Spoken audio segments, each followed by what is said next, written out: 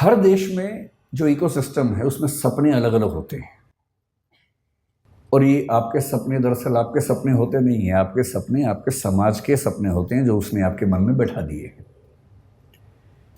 ऐसा संयोग नहीं है कि हमारे पास जो बच्चे आते हैं उनमें से बिहार, उत्तर प्रदेश, राजस्थान के बच्चे आमतौर पर सिविल सेवक बनने के मूड से ही आते हैं। और यदि मैं उनसे कहूँ कि कभी अपना स्टार्टअप सोच के देखो तो उनके चेहरे पर ऐसा भाव आता है कि मैं क्या सोच रहा था और आप मुझे किस लायक समझ रहे हैं। क्योंकि उनको जो वैल्यू सिस्टम है जो सोसाइटी ने दिया है वो सिविल सर्वेंट बनने का ही है। उनके लिए उससे बड़ा कोई सपना है नहीं। लेकिन जब मैं गुजरात के लोगों से मिलता हूँ, विशेष रूप से मारवाड़ी या सिख समुदाय के लोगों से मिलता हूँ, तो उनसे नौकरी की बात कर रहा हूँ, हंसने लगते हैं कि नौकरी क्यों करेंगे, धंधो करेंगे, धंधो अपना काम करेंगे भाई, अपना ही उद्यम करेंगे। सारा खेल वैल्यू सिस्टम का है। हम उस समाज के लोग हैं जहां ज्यादा पैसा कमाने का सम्मान ज्यादा नहीं है। आप कितना ही पैसा कमा लें, लोग आपको सम्मान देंगे नहीं जब तक आप उससे बड़ा कुछ नहीं कर लेंगे। लेकिन कई देश ऐसे हैं, कई समाज ऐसे हैं जहां पर धनी होना, सफल उद्यमी होना अपने आप में एक सक्सेस की निशानी है। मैं एक एग्जाम्पल देके बात करता हूँ। मुझे एग्जाम्पल देने की बहुत बीमारी है, उसी से बात समझाना आसान भी लगता है मुझे। मैं अभी करीब 12-13 दिन अमेरिका में रहा। मैं 5 विश्वविद्यालयों में गया सिर्फ उनका सिस्टम समझने के लिए। उनमें से 2 में मुझे निमंत्रण था, 3 में मैं बिना बोले पहुंच गया कि मैं देखना चाहता हूं कि कैसे आप लोग काम करते हैं। तो वहाँ के कुछ स्टूडेंट्स, कुछ प्रोफेसर से परिचय था, तो उनके साथ मैंने पूरा विश्वविद्यालय देखा, समझा, कुछ बच्चों से मिला, उनके सपने पूछे, उनके पढ़ने का तरीका पूछा, प्रोफेसर से पढ़ाने का तरीका पूछा। पर्पज़ ये था कि कल को अगर मैं कोई विश्वविद्यालय शुरू करूं, जो कि मेरा एक सपना है, तो मेरे पास एक टेम्पलेट हो या कई टेम्पलेट्स हों कि एक अच्छा विश्वविद्यालय कैसा होता है और बच्चों की पूरी ग्रूमिंग का तरीका क्या होना चाहिए। तो उन्होंने सब मुझे बताया। मैंने वहाँ जो बिज़नेस पढ़ रहे थे, 1-2 बच्चे जिन्होंने बिज़नेस स्टडीज़ पढ़ा हुआ था मास्टर्स लेवल पर या ग्रेजुएशन लेवल पर, और मैं अच्छे यूनिवर्सिटी की बात कर रहा हूँ, मैं यूटी ऑस्टिन की बात कर रहा हूँ, मैं मिशिगन यूनिवर्सिटी के रॉस स्कूल की बात कर रहा हूँ, मैं कोलंबिया यूनिवर्सिटी की बात कर रहा हूँ, इनकी बात कर रहा हूँ जहाँ पर पढ़ना किसी के लिए बहुत बड़ा सपना हो सकता है। वहाँ जिन लोगों ने बिजनेस स्टडीज़ की पढ़ाई की, उनसे मैंने खूब बातें की, 1-1, 2-2 घंटे बात की, और अंत में एक कठोर सवाल पूछा। मैंने कहा 2 बातें बताना सीधे सीधे। एक तो ये कि यहाँ से पढ़ने के बाद क्या पैकेज मिलेगा तुम्हें। वो थोड़ा चौंक जाते थे कि कितना सीधा सवाल पूछ लिया। मैंने कहा इसीलिए पूछ रहा हूँ कि मुझे पता तो हो कि यहाँ आप आए तो उसका फ़ायदा है कि नहीं है। तो उनमें से कुछ ने, मैं स्पेसिफिक नहीं होऊंगा क्योंकि उनकी प्राइवेसी का मामला भी है, 1-2 लोग जो मास्टर्स में काफ़ी अच्छे लेवल पर थे, पूरी स्कॉलरशिप पर गए हुए थे, उन्होंने बताया कि सर हमने जो यहाँ खर्च किया है, मतलब जो बिना फेलोशिप वाले लोग खर्च करते हैं, वो करीब भारतीय करेंसी में 1.5 से 2 करोड़ रुपए के बीच का खर्चा हो जाता है 2 साल की पढ़ाई करने का। स्कॉलरशिप है तो अलग बात है, नहीं तो इतना खर्चा हो जाता है। तो मैंने कहा उसके बाद होगा क्या। बोले सर हम जो डिग्री कर रहे हैं ना उसकी वैल्यू बहुत ज़्यादा है, तो जब हम उतरेंगे बाज़ार में तो हम मान के चलते हैं कि हमें 1-8 साल के अंदर अंदर 2 लाख USD का एनुअल पैकेज मिल जाएगा, जिसका मतलब वही 1.5 से 1.6 CR के आसपास का पैकेज मिल जाएगा। और हमारे खर्चे हैं, लोन है थोड़ा थोड़ा, वो सब हम 3 साल में चुका देंगे, क्योंकि खर्चा भी वहाँ ज़्यादा होता है, लेकिन हम साल में 60-70 लाख रुपए बचा लेंगे, 3 साल में सारा लोन चुका देंगे, तो 2 साल की पढ़ाई का बोझ 3 साल में उतरेगा। उसके बाद हम लगभग $2 लाख हर साल कमाएंगे और लगभग $1 लाख साल का बचा लेंगे, जो कि भारत के हिसाब से काफ़ी ज़्यादा आय का मामला है।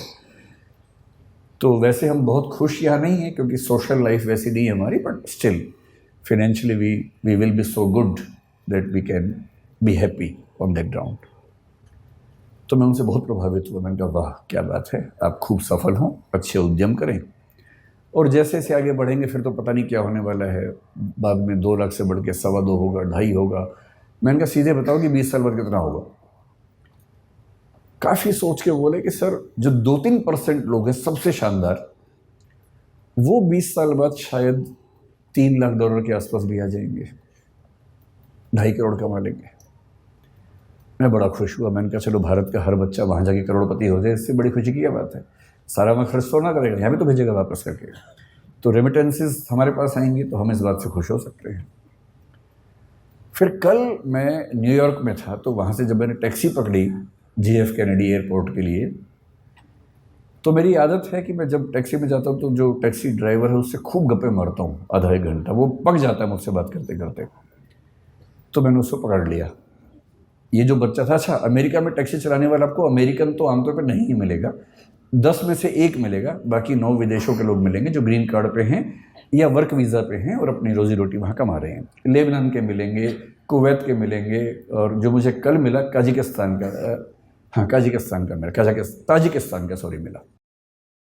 प्यारा सा बच्चा था। मैंने उससे उसका नाम पूछा, अच्छा सा नाम था पर मुझे याद नहीं है क्योंकि नाम कुछ अलग किस्म का था। अगर आपको बहुत शौक है तो मैंने नाम नोट कर लिया था, मैं नोट कर लेता हूँ खटाक से, ताकि मैं बाद में केस स्टडी की तरह उसे कहीं कोट कर सकूं, क्योंकि मेरा काम ही ये है कोट करना जगह जगह जाके। तो मैंने देखिए, मैंने एक नोट बना रखा है, टेकअवेज ऑफ USA ट्रिप 2023। उसमें जो आखिरी स्टडी है वो है टैक्सी टू JFK एयरपोर्ट। उसका नाम था गाई राटी, 23 साल का बच्चा था, ताजिकिस्तान से। मैंने उसको इंग्लिश नहीं आती थी, ताजिक भाषा आती थी जो मुझे नहीं आती थी, उसे हिंदी भी नहीं आती थी। अच्छा, ऐसे में क्या होता है कि इशारों की भाषा में काम चलता है फिर थोड़ी देर के बाद तो। और इशारों की भाषा यूनिवर्सल है, और अंग्रेज़ी इतनी उसको आ गई थी कि सेंटेंस का स्ट्रक्चर नहीं आता था ना, बाकी तो आता ही था, आई गो ताजिकिस्तान ईयर, तो इतना बात समझ में आ गया था कि साल में एक बार जाता है। तो इस तरह से सिंटेक्स के बिना जो भाषा काम करती है उस भाषा में काम चल रहा था। तो मैंने पहले उससे पूछा व्हाट्स योर नेम, उसने घूर के देखा, मैं कहा नेम, वो समझ गया नेम पूछ रहा है, तो उससे बताया गाई राटी। फिर मैंने कहा एज, तो उसने कहा 23 ईयर्स। भारत में फूफा लोग इतना करने के बाद तो रिश्ता तय कर लेते हैं, तो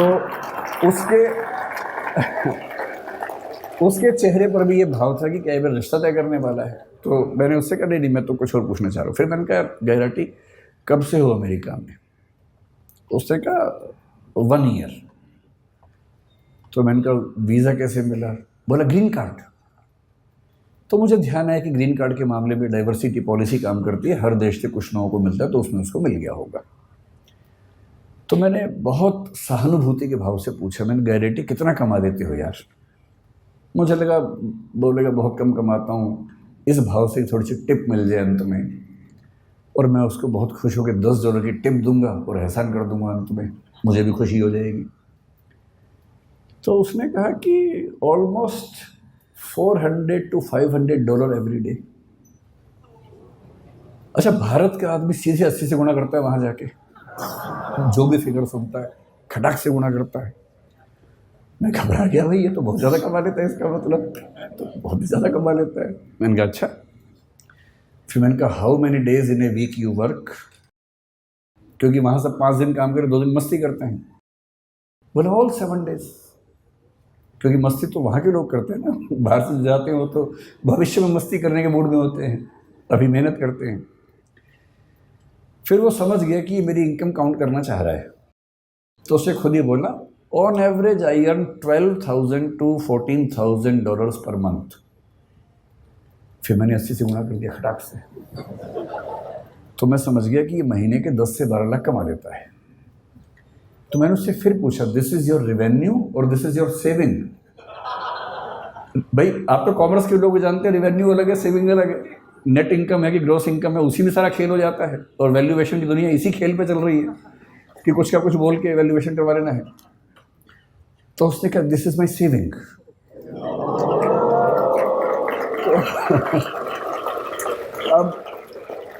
अब मुझे घबराहट होने लगी, क्योंकि वो 10 से 12 लाख महीने का कमा रहा था, और उसको 12 से गुणा करूँगा तो 1,20,00,000 से 1,44,00,000 हो जाएगा साल का, जो कि 2 साल की MBA करने के बाद 3 साल लोन चुकाने के बाद भी लगभग उतना हो रहा था। तो आप लोग बुरा मत मानिएगा, MBA वाले लोग है ना, आप लोग कॉमर्स की दुनिया में पढ़ रहे हैं, बुरा मत मानिएगा, मैं तो केवल ये बताना चाह रहा हूँ कि दुनिया के रुझान क्या हैं। तो मैंने बड़ा हौसला मन में रख के सोचा कि कहीं तो MBA वालों को ऊपर उठाऊं। तो मैंने कहा लेकिन तुम्हारी इनकम आगे बढ़ेगी नहीं इससे ज़्यादा, you have a stable income, but if you had been in service you would have grown faster, you would have got increments every year. मतलब ये बात समझाने में 1 घंटा लग गया, तोड़ के सेंटेंस बोलने पड़ रहे थे। तो उसने कहा no, I am buying 2 more taxis. तो मैंने कहा भाई अभी सेल्फ ड्राइविंग कार की परमिशन तो मेरी नहीं है कि तुम 2 टैक्सी लेके चला दोगे बिना ड्राइवर के, ऐसे कैसे होगा, तुम कितनी चला लोगे।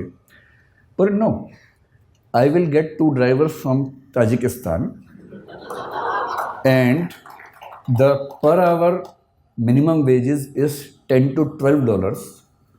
तो मैं उनसे दिन में 10 घंटे काम करवाऊंगा, $120 उनको दूंगा, और मैं एक टैक्सी से 400-500 कमा लेता हूँ, 120 दे दूंगा, तो भी मेरे पास मतलब 350 की एवरेज एक कार से बचेगी। 2 से 700 7 दिन चलाएंगे, तो मोटा मोटा मान के चलिए कि मामला बड़ा रिस्की हो जाएगा। तो फिर मैंने टिप दी नहीं उसको।